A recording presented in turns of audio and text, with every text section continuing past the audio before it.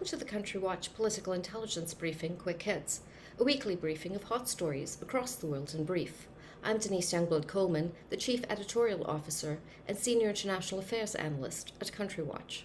Usually in this report I cover hot stories around the world. Given the unprecedented and fast-moving events as the war rages in Europe, I'm compelled to cover war-ravaged Ukraine.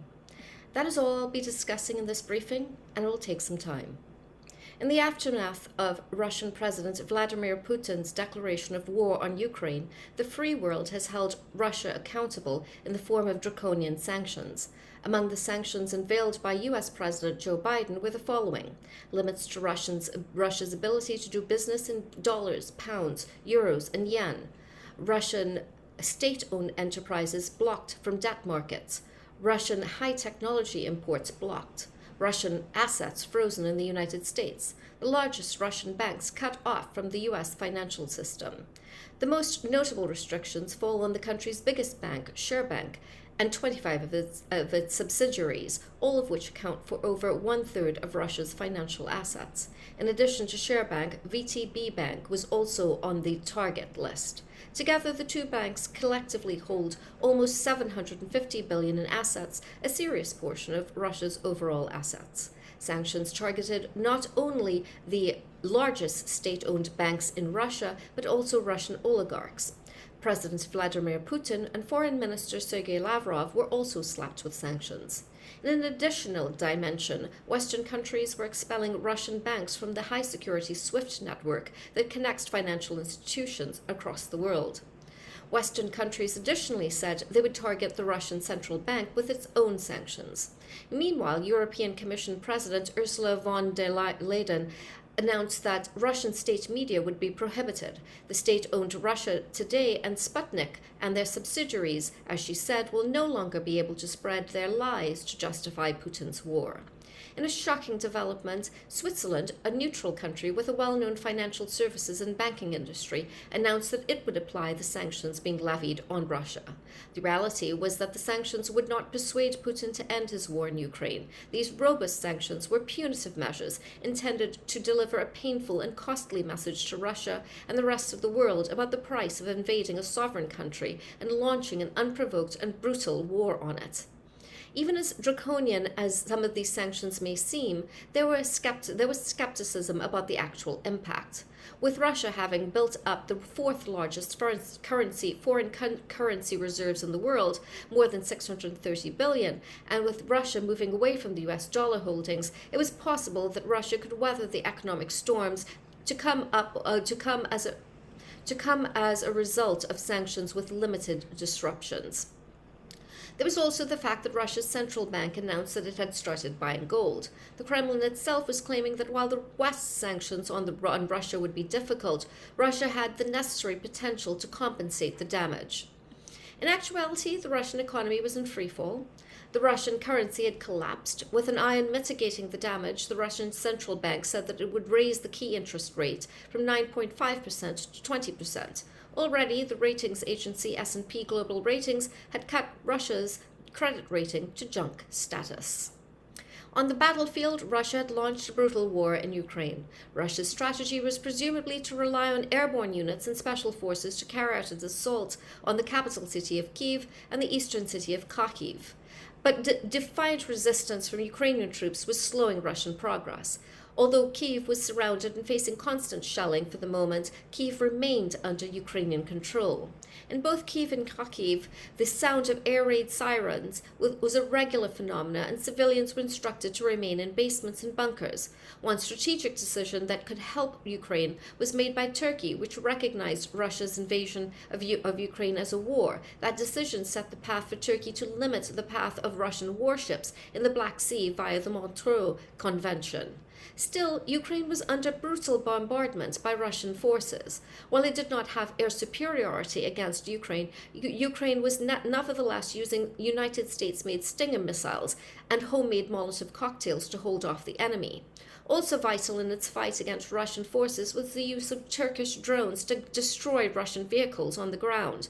The drones, which hover over a target and then strike with missiles, were successfully used in 2020 by Azerbaijan in its conflict with Armenia in Nagorno-Karabakh. It was possible that Ukraine could benefit from the US-made surface-to-air Patriot missile defense system. While the United States had approved the Patriot missile defense system for the use in Ukraine, it was unlikely to arrive quickly. Nevertheless, the European Union has made the extraordinary decision to arm Ukraine for its fight against the Russian aggressor. Both Ukraine and Russia would have to deal with the challenges of keeping supply lines functioning and maintaining access to ammunition and weaponry. Should Russia use missile barrages to destroy Ukrainian airfields and fuel facilities, supply routes could be cut off. In the meantime, the city of Kherson had fallen to the Russians, while French President Emmanuel Macron, after talks with the Russian dictator Vladimir Putin, warned that Russia's strategy would become more violent, not less.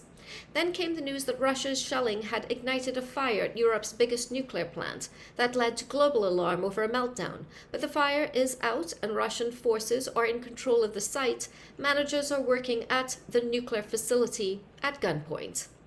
In a televised address, President Volodymyr Zelensky of Ukraine continues to build up morale and rally Ukrainians to never surrender.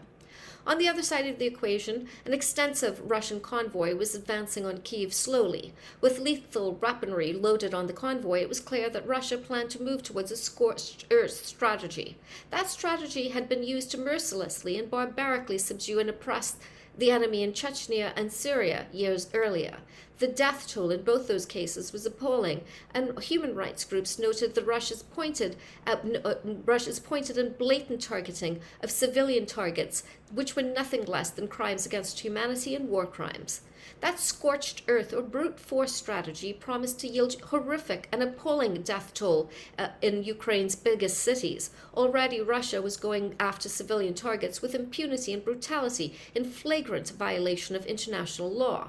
To that end, Ukrainian President Volodymyr Zelensky filed a war crimes lawsuit against Russia at The Hague. Meanwhile, European countries bordering Ukraine were taking in a massive influx of refugees, more than 1 million to date. On the other side of the border in Russia, state media refused to characterize the violent and brutal attack on Ukraine as a war. Instead, it referred to the situation as a special operation to protect the people of Donbass.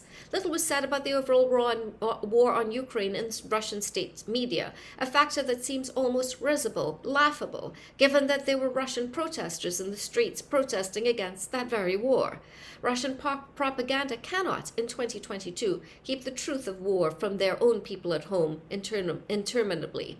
As to those protesters or any acts of dissent, Putin's government criminalized as treason any act that seemed to be supportive of Ukraine. Violations carry a punishment of between 15 and 20 years in jail.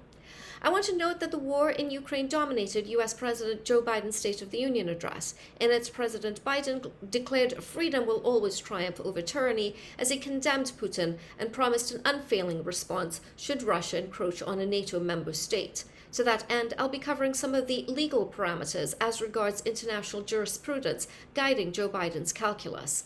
I've already covered Putin's decision to terrorize Ukraine and the rest of the world with nuclear attack. I will continue to do so in association with warnings from the United States and France that the tactics employed by Russia and against Ukraine promise to become even more heinous and barbaric. Along a similar vein, I'll continue to cover the investigation into Russian war crimes by the International Criminal Court at The Hague. Ukraine's bid for European Union membership is also on my radar.